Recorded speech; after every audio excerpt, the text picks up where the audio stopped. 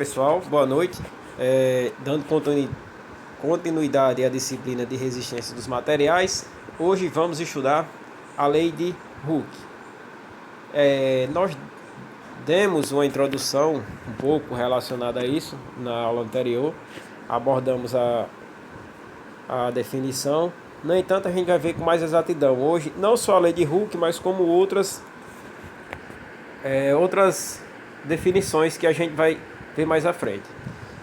Salientando que hoje e amanhã nós teremos as nossas últimas aulas teóricas. De lá em diante serão apenas resolução de exercícios, né? A prática de vocês e revisão de conteúdo. Então, para iniciarmos, falamos anteriormente da relação tensão e deformação. Nos vídeos anteriores vocês vão ver as definições tanto de tensão e deformação, deformação normal, deformação por cisalhamento, a mesma forma de também tensão, né? A gente viu que era tensão, a tensão normal, a tensão de compressão, a tensão de tração, enfim, todas aquelas forças que eram aplicadas sobre um objeto, sobre um corpo determinado, era denominada tensão. Então, a lei de Hooke, ela estabelece a relação linear. Lembra daquela relação elástica no gráfico anterior que vocês viram? Tinha as regiões elásticas, as regiões plásticas, certo? O ponto de ruptura. A lei de Hooke, ela trata da relação linear da função tensão-deformação e foi apresentada por Robert Hooke em 1968 e é conhecida por lei de Hooke, definida como lei de Hooke. Ela é dada pela tensão normal vezes o módulo de elasticidade do material e a deformação específica. Então ela é aplicada mediante essa fórmula aqui que vocês estão observando, que é uma forma da gente calcular a tensão normal, certo? E aí a gente vê que o quê? Que a tensão normal ela é diretamente proporcional ao produto do módulo da elasticidade do material pela deformação específica. E a gente vai ver isso mais aqui adiante. O módulo de elasticidade representa o coeficiente angular da parte linear do diagrama tensão-deformação. E é diferente para cada material. Vejam que interessante, que cada material ele representa um módulo de elasticidade, ou seja, decifrando um pouco essa afirmação aqui, né, que o módulo de elasticidade representa o coeficiente angular da parte linear do programa tensão-deformação. E é diferente, observe bem essa última, é diferente para cada material, ou seja, o módulo de elasticidade é diferente para cada material.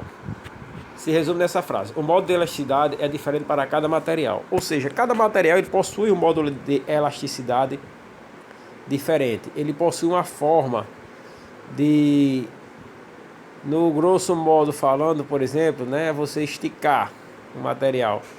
Cada material ele possui uma capacidade de elasticidade diferente, até chegar ao denominado ponto em que se extingue ao limite da sua elasticidade.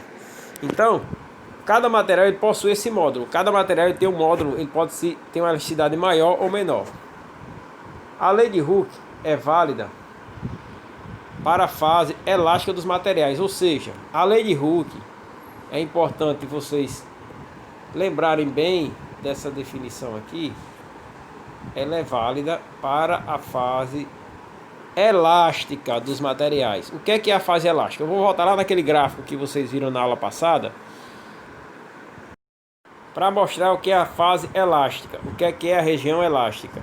Então observem bem aqui, naquele diagrama que a gente viu na aula passada, que é chamado o diagrama tensão-deformação, nós vimos que essa região aqui, inicialmente falada ou mostrada do gráfico, essa região aqui que compreendendo do ponto 0 até o ponto A, nós temos a chamada região elástica. Vocês observem bem aqui.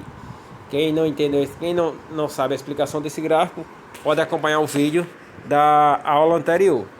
Então, isso para mostrar que o quê?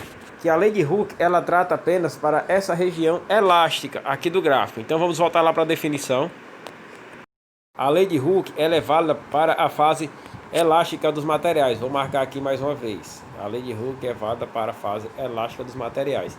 Então, daquele ponto do gráfico é que vai valer essa equação da lei de Hooke. Por este motivo, quaisquer que sejam os carregamentos ou solicitações sobre o material, vale a superposição dos efeitos, ou seja, pode-se avaliar o efeito de cada solicitação sobre o material depois de somá-los.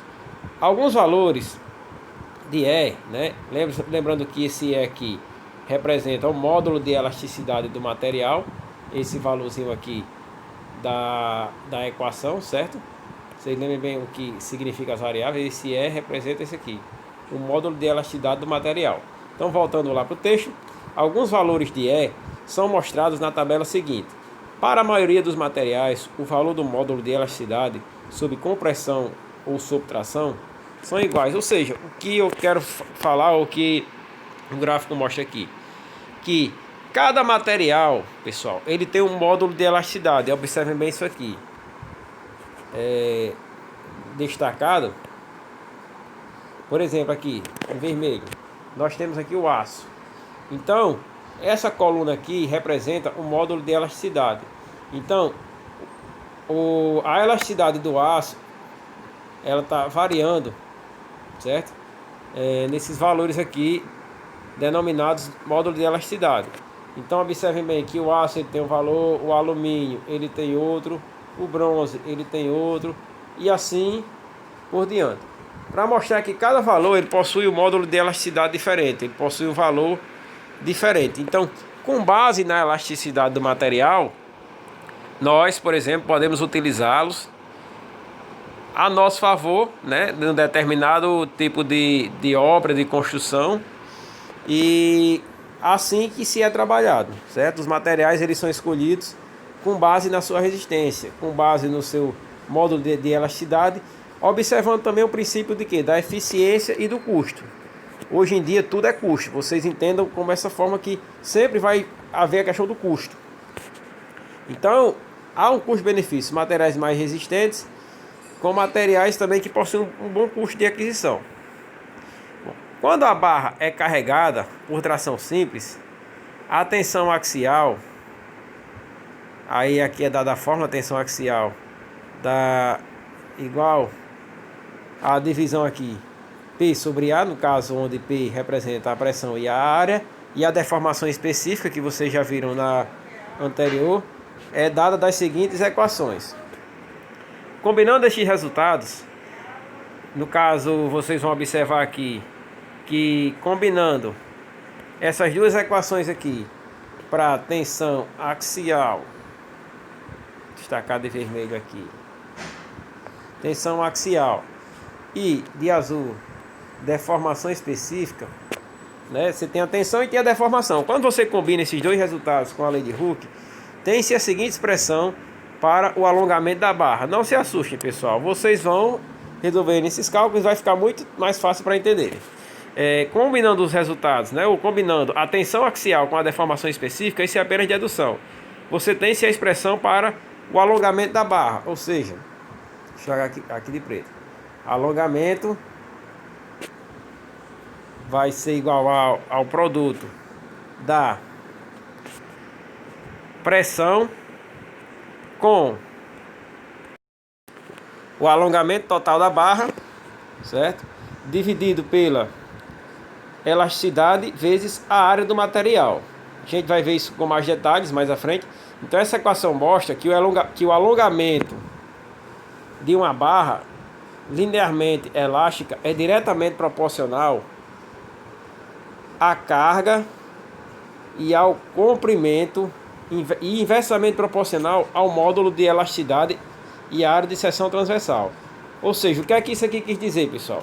Que a equação mostra que o alongamento, né, o alongamento representado por essa letrinha aqui grega, ela é diretamente proporcional à carga e ao comprimento, ou seja, a carga é a pressão e o comprimento representado por L, e inversamente proporcional ao módulo de elasticidade e à área de seção transversal, certo? Então aqui mostra a equação do alongamento combinando com as equações de tensão e deformação.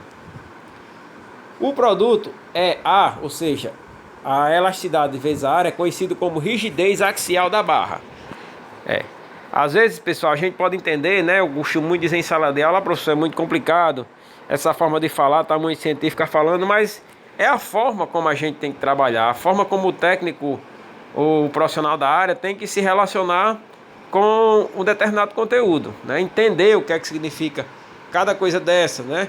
O que é que vai ser a carga sobre um material, certo? O que é o módulo de elasticidade, a área de seção transversal. Vocês vão ter que aprender a calcular a área também de um material, né? Assunto de oitava série. Uma coisa acaba que meio que puxando a outra, para que vocês possam aprender. Então, esse produto que ele falou aqui é A, observe bem essa definição. Este produto aqui, ou seja, E vezes A, é conhecido como rigidez axial da barra. Coeficiente de Poisson. Esse coeficiente é assim conhecido em razão do famoso matemático francês Siméon Denis Poisson, de 1781 a 1840, né? Esse camaradazinho aqui que criou esse coeficiente bem legal aqui que a gente vai entender agora. O que é que significa esse coeficiente aqui? Quando a barra é tracionada, o alongamento axial é acompanhado por uma contração lateral. Isto é, a largura da barra torna-se menor enquanto cresce seu comprimento. Quando a barra é comprimida, a largura da barra aumenta. Olha, muito simples, né, pessoal? Isso aqui a gente às vezes até deduz. Vocês imaginem que uma barra acontece sobre ela dois tipos de força aqui. Uma força de tração e uma força de compressão. Nessa primeira aqui, observem bem, há uma força de compressão. Quer dizer, uma força de tração, né? Então, à medida que essa barra há uma força de tração sobre ela, um esticamento, essa barra ela fica mais alongada e, no entanto,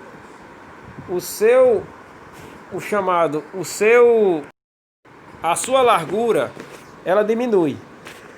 À medida que quando há sobre essa barra uma força de compressão, a sua largura ela aumenta, certo? Olha. Em ambas as barras aqui a gente tem um comprimento original de como era representado, né? Deixa eu apagar aqui. Deixa eu fazer aqui o destaque novo de azul para vocês entenderem.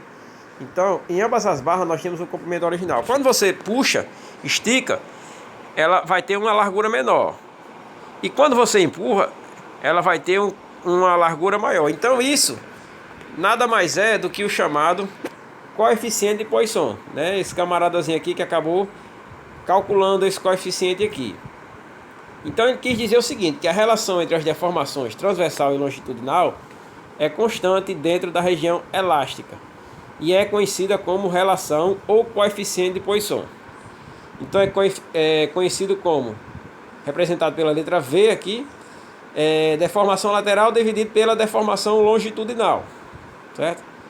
Para todos os materiais que possuem as mesmas propriedades elásticas em todas as direções, denominados isotrópicos, Poisson achou um coeficiente aproximadamente de 0,25.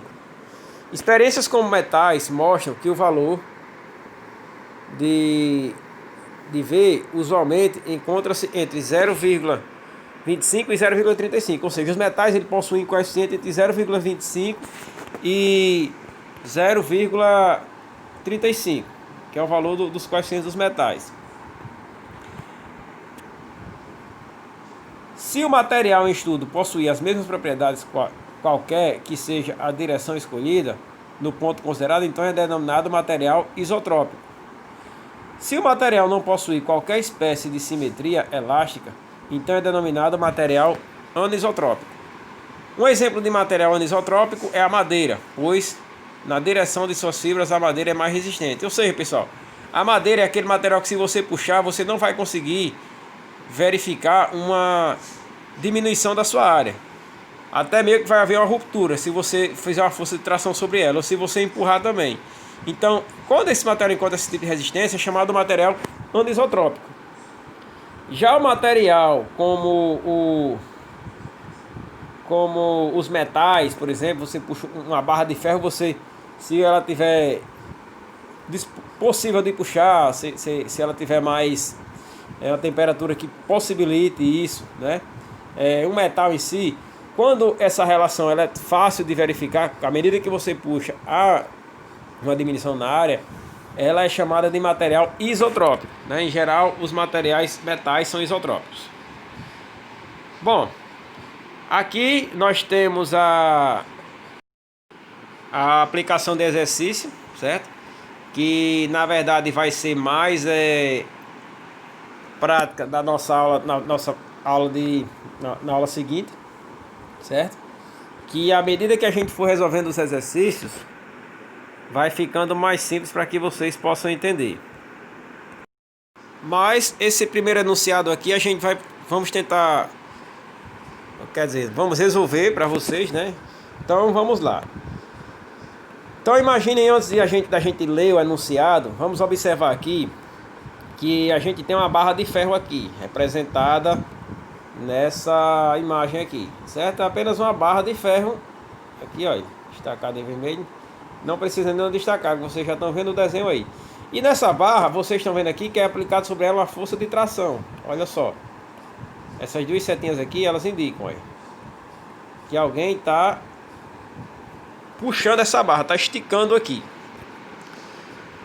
E essa força, o peso, né, a força como é aplicada, como é puxado, ela está representando aqui 30 kN, certo?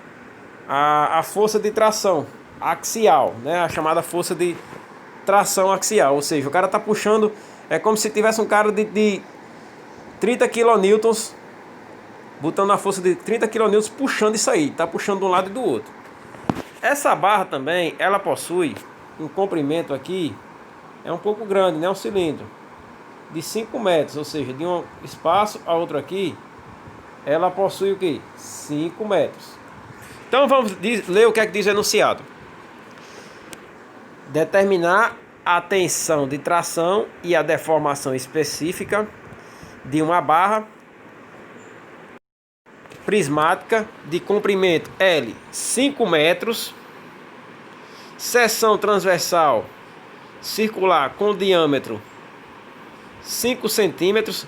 Vocês já observam que o comprimento está em metro e o diâmetro em centímetro, né? A gente vai ter que igualar isso aí, vamos ter que deixar numa unidade só. Podemos optar por deixar em centímetros. E módulo de elasticidade igual a 2000 kN por centímetro quadrado, submetido a uma força de tensão axial de 30 kN. Então a primeira coisa que a gente vai fazer aqui é, como eu já ensinei a vocês, separar os dados. Então o que é que vai acontecer aqui? Primeira coisa que a questão fala: determinar a tensão de tração e a deformação específica de uma barra prismática de comprimento L igual a 5 metros. Então nós temos aqui o comprimento L, vamos colocar aqui 5 metros. Vamos destacar aqui as unidades. O comprimento L 5 metros. Seção transversal circular com diâmetro 5 centímetros. Ou seja, se ele vai dar o diâmetro de 5 centímetros, a gente precisa calcular a área dessa barra. Módulo de elasticidade igual ao 20.000 kN por centímetro quadrado, submetido a uma força de tração axial 30 kN. Observem bem, pessoal, que a gente aqui já tem também a questão do diâmetro. Então o diâmetro indica que a gente vai precisar calcular a barra. Mas antes de tudo, o que é que a questão pede? A gente tem que saber o que é que a questão pede. Ela pede somente isso: determinar a tensão de tração e a deformação específica. Ou seja, ela vai querer que a gente determine Aqui a questão já está resolvida. Ela vai querer que a gente determine a tensão de tração e a deformação específica. Isso aqui. A tensão, o que é que a questão vai querer? Que a gente calcule. Aqui já está resolvido para vocês. Ela vai querer que a gente calcule aqui a tensão. Vou destacar aqui de vermelho. E a deformação específica. Vou destacar a deformação específica de azul e a tensão de vermelho aqui, para que fique mais fácil. Tensão e a deformação específica. Para calcular a tensão, eu preciso do peso dividido pela área. Vocês observem aqui a setinha vermelha. Eu tenho em cima aqui o peso dividido pela área. O peso, a questão ela já dá aqui, olha. Que é quanto? É esse P aqui. 30 kN. Então, o peso eu tenho 30. Quanto é que vai ser a minha área? Eu não sei. Mas a área, vocês observem bem aqui na parte mais em cima. Tudo que for tensão eu vou colocar em vermelho. Que ela está sendo calculada aqui da seguinte forma. Olha. A área dá igual a π vezes diâmetro ao quadrado dividido por 4. É uma fórmula que já existe. O diâmetro é quanto? A questão deu lá, 5. Π vezes 5 ao quadrado dividido por 4 vai ser igual a quanto? 19,6. Logo, se a minha área vai ser 19,6 centímetros quadrados e o meu peso é 30, eu apenas vou aplicar nessa fórmula aqui para achar a tensão. Então, a tensão vai ser o quê? Peso, que é quanto? 30 dividido por 19,6.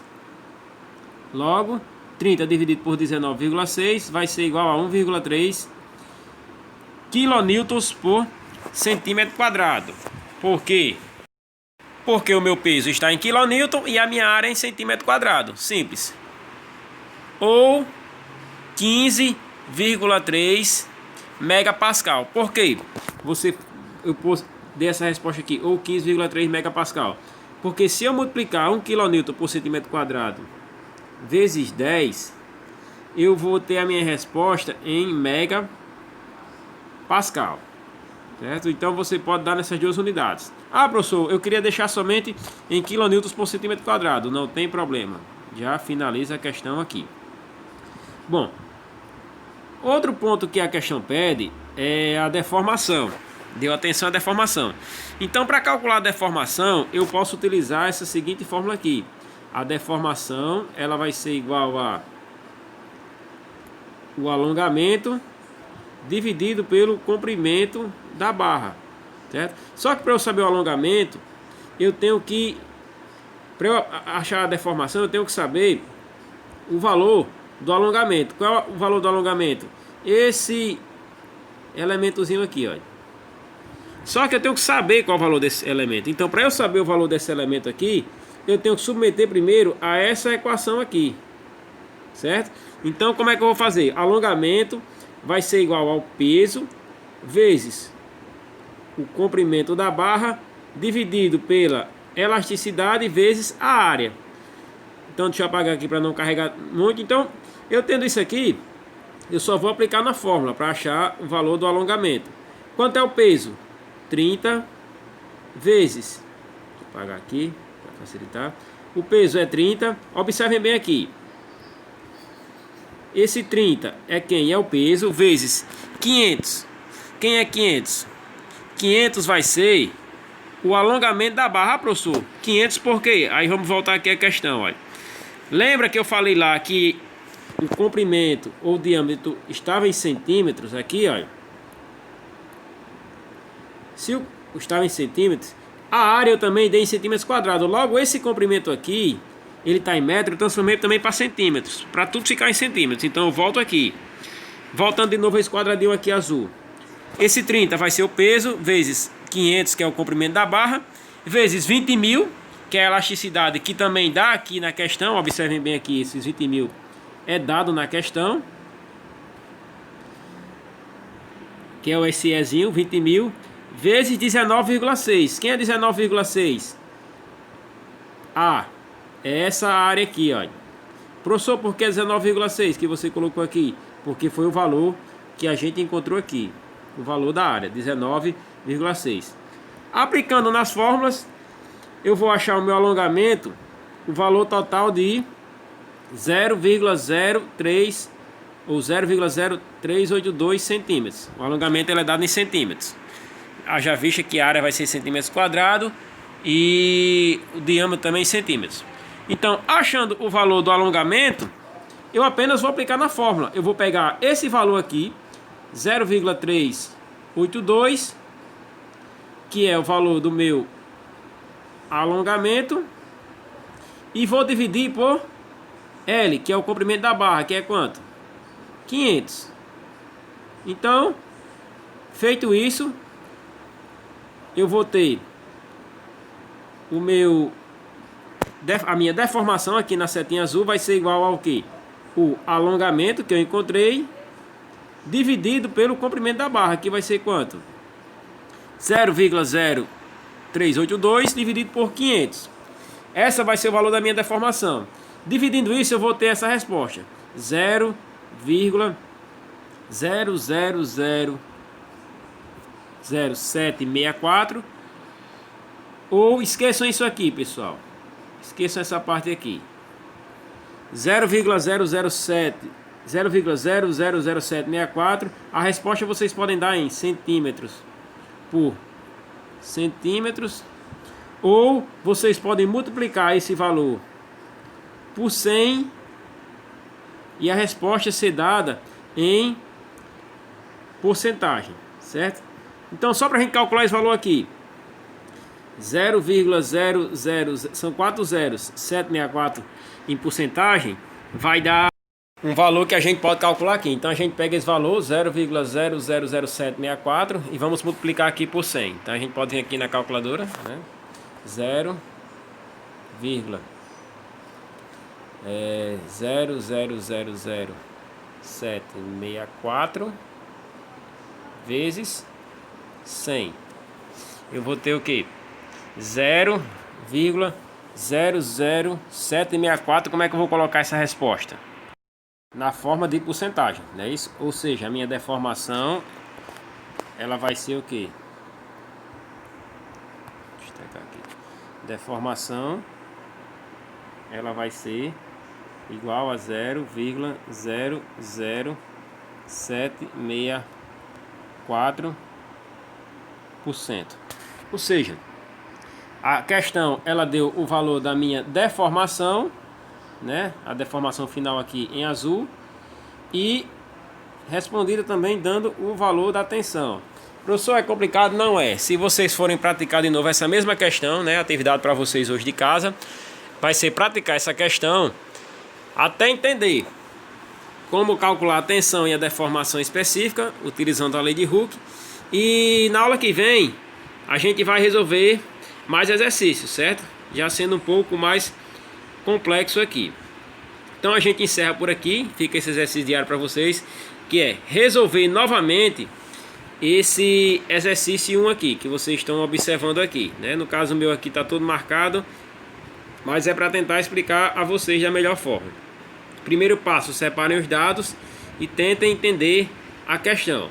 Obviamente também que é importante que vocês leiam as teorias para que possam entender e saber o que estão fazendo, certo? Lembrando que é uma coisa muito importante para vocês entender cada informação dessa, né? São informações técnicas que vêm agregar muito para o conhecimento de vocês.